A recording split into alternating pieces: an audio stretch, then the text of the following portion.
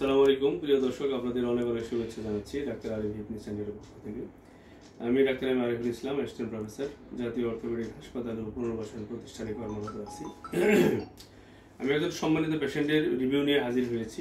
ওনার নাম হচ্ছে মিলন। উনি থাকেন নাখালপাড়া, ঢাকা, আর গ্রামের বাড়ি হচ্ছে পটুয়াখালী। আজ থেকে 2 মাস পূর্বে আর্থোস্কোপিক্যালি বোথ সাইড অ্যাডজাস্টেবল বাটন দিয়ে অপারেশন করে দিয়েছি।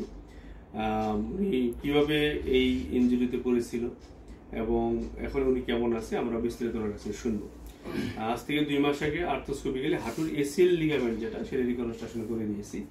হ্যাঁ, এখন অপারেশনের আগে কেমন ছিলেন, অপারেশন কেন উনি করলেন এবং এখন কেমন আছেন আমরা সবকিছু ওনার কাছে শুনবো। আমরা যাচ্ছি মিলনের কাছে। আচ্ছা মিলন, আপনি বলেন যে আপনার কি প্রবলেম ছিল, কিভাবে হয়েছিল? জি, আসসালামু আলাইকুম।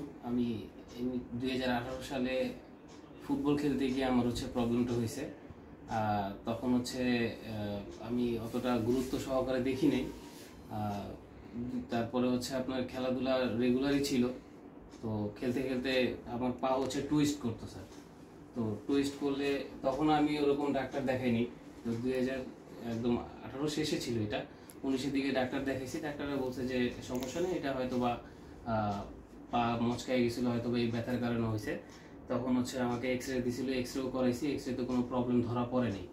তো আমাকে কিছু ব্যায়াম দিছিল, তখন কন্টিনিউ ব্যায়াম করছি, আর তখন ঠিক হয়ে গেছে, মনে হয়েছে যে ঠিক হয়ে গেছে। আসলে ঠিক হয়নি। পরবর্তীতে আবার খেলাধুলা করার ট্রাই করছি, পরে দেখি যে বারবার টুইস্ট হয়, এই কারণে একবারে খেলাধুলা বন্ধ করে দিছি। তো 2020-এ আবার হঠাৎ করে পা টুইস্ট করার পরে আবার ব্যথা উঠে। তো তখন আবার ডাক্তার দেখাইছি অনেকবার। তো কেউ আসলে বলতে পারে নাই স্যার অ্যাকচুয়ালি কি হয়েছে। পরবর্তীতে আমি পঙ্গুতে গিয়ে ডাক্তার দেখাই, আর সেখানে ওরা আমাকে একটা এমআরআই করতে বলে।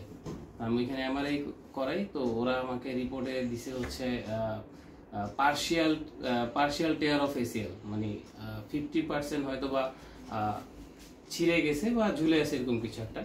তো তখনও ওরাও কিছু ব্যায়াম ট্যায়াম দিছে, ওষুধ দিছে, তখন কন্টিনিউ করছি এবং মোটামুটি ফিল হয়েছে যে না ঠিক আছে। তো এমনিতে খেলাধুলা টোটালি বন্ধ, খেলাধুলা করতে পারতাম না। মাঝে মধ্যে হাঁটতে গেলে আবার টুইস্ট করতো, তো দৌড়াদৌড়ি করতে পারতাম না। তো তারপরে এরকমই চলতেছিল। তো 2023 সালে এই অক্টোবরের দিকে অফিস থেকে বাসায় যাওয়ার পথে রাতের বেলা কারেন্ট ছিল না, তখন গর্তে পাড়া পড়ে। তো পাড়া পরে পা মচকায় যায়। পা মচকায় যাওয়ার পরে তখন অনেক ভালো ব্যথা পাই এবং প্রায় 1 সপ্তাহ আমি হাঁটতে পারিনি। তো আমি প্রায় 3-4টা হসপিটালেও দেখাইছি ডাক্তার। দেখানোর পরে ওনারা কেউই ওরকম ভালো রিপোর্ট পাইনি তাদের দ্বারা। তো তখন স্যার আপনার ভিডিওগুলো আমি দেখতাম রেগুলারলি, তখন ওরকম অপারেশন যে করাবো ওই সাহসটা ছিল না আসলে, মানে তখনই আমি করাই ফেলতাম। তো ডাক্তার দেখানোর পরে তো ওনারাও আমার কিছু ব্যায়াম দিছে, ব্যায়ামটা রেগুলার করতাম। তো রিসেন্ট 2024-এর 2 মাস আগে স্যার বেডে শুয়ে আছি, পা টান করে। তো হঠাৎ করে পা মচকায় গেল, দেয়ালের সাথে যখন ঢেলান দিয়ে রাখছিলাম, তো একটু করতে গিয়ে পা মচকায় গেল। তখন হালকা টুইস্ট করলো। আমি মনে করছি যে রেগুলার যেরকম হয় যে টুইস্ট করলে আবার জায়গায় চলে আসে এবং 2-3 ঘন্টা পরে ঠিক হয়ে যায়। তো তখন আর পা সোজা করতে পারতেছিলাম না। তো পরে আমার মনে হয়েছে যে না, কিছু একটা ভিতরে হয়তো প্রবলেম হয়েছে, এখন কিছু একটা তো করতে হবে। পরে স্যার আপনার ভিডিও দেখে আপনার নাম্বার নিয়ে আপনাকে ফোন দিছি এবং আপনি আসতে বললেন। তো আসলাম, আপনার সাথে কথা বললাম, পরে ডিসিশন নিলাম যে আসলে এটা আমার অপারেশন করতেই হবে। যদি আমি অপারেশন না করি তাহলে আমার এটা আসলে ভালো হবে না। তারপর স্যার আপনি বললেন যে আসলে তোমার এটাতে প্রবলেম হয়েছে এবং এটার মধ্যে যদি তুমি এখন অপারেশন না করো তাহলে মিনিসকাস হয়তো বা প্রবলেম করতে পারে। আর মিনিসকাস আপনার রিকভারি করা যায় না, যদি ফেটে যায় এটা কেটে ফেলে দিতে হয়। তো তারপরেও এগুলো শোনার পরেও স্যার আমি দ্রুত সিদ্ধান্ত নিলাম, আচ্ছা ঠিক আছে আমি অপারেশন করব। তো আলহামদুলিল্লাহ আমি অপারেশন করেছি এবং 2 মাস পরে আজকে আমার মনে হচ্ছে যে আমি পুরোপুরি সুস্থ। তবে আরেকটু সময় লাগবে স্যার বললো।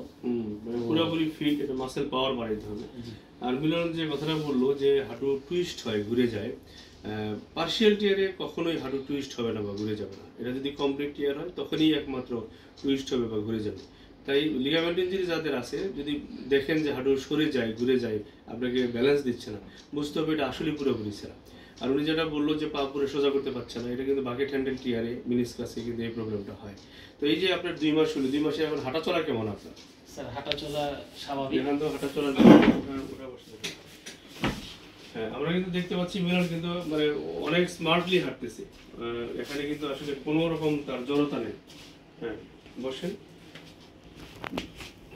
ওঠেন, ওটা আবার বসেন, ওটা বসে কিন্তু কোনো প্রবলেম নেই, বসেন। তাহলে এই মাত্র 2 মাসের মধ্যে কিন্তু আপনার যে রিকভারি, এটা কিন্তু আমি মনে করবো মানে ট্রিমেন্ডাস, মানে নাইস।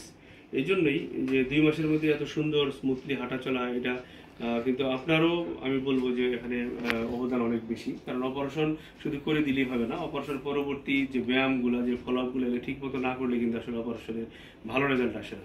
সেই ক্ষেত্রে মিলনকে অনেক ধন্যবাদ যে ও সুন্দর করে এই ব্যায়ামগুলো করছে, এবং ভবিষ্যতে যদি আরও সুন্দরভাবে ব্যায়াম করে তাহলে আরও পারফেক্ট মানে রেজাল্ট পাবে এবং খেলাধুলায় স্মুথলি সে ফিরতে পারবে। এখন তোমার যদি কিছু বলার থাকে যারা আমাদের দেশে লিগামেন্ট ইনজুরিতে ভুগতেছে, তাদের সম্পর্কে কিছু বলতে পারো। আমার মতে এই ধরনের প্রবলেম যাদের আছে, ডাক্তারের পরামর্শ নিয়ে অপারেশন করা উচিত। এবং আমি চাইবো আরিফ স্যার খুব ভালো অপারেশন করে, এবং আমি প্রায় বিগত 2 বছর ওনাকে ফলো করে ফাইনালি সিদ্ধান্ত নিয়েছি এবং আমি সাকসেস। আর এটা আসলে অপারেশন করা উচিত স্যার। এভাবে আসলে ফেলে রাখলে পরবর্তীতে আপনার ফিউচারে এখন প্রবলেম না হোক। যেমন আমি কয়েকটা ডাক্তার যখন দেখাইছি তখন ওনারা বলছে যে এটা কোনো সমস্যা নেই, এটা ঠিক হয়ে যাবে। তো আসলে এটা ঠিক হয় না স্যার। এটা এই কন্টিনিউ আপনি হাঁটা চলা করলে আপনার পা ঘুরে যাবে এবং ব্যাকা হবেই। সো ওইসব সিচুয়েশনে আপনার এই প্রবলেমটা হবেই। তো আমি চাই এটা আসলে অপারেশন করা উচিত। অনেক ধন্যবাদ আসলে সুচিন্তিত মতামত প্রদানের জন্য। আমি আপনাদের উদ্দেশ্যে বলতে চাই, আপনারা হাঁটু, হিপ, শোল্ডার, যে কোনো সমস্যা সেটা যেটাই হোক না কেন, লিগামেন্ট ইনজুরি হোক, অস্টিওআর্থ্রাইটিস হোক, যাই হোক না কেন, আপনারা নিশ্চিন্তে চলে আসতে পারেন আমার এই সেন্টারে। আশা করি আপনাদের আমি বিশ্বমানের সর্বোচ্চ চিকিৎসা সেবাটাই প্রদান করার জন্য আমি প্রস্তুত আছি আপনাদের পাশে। আপনারা ভালো থাকবেন, সুস্থ থাকবেন। আসসালামু আলাইকুম।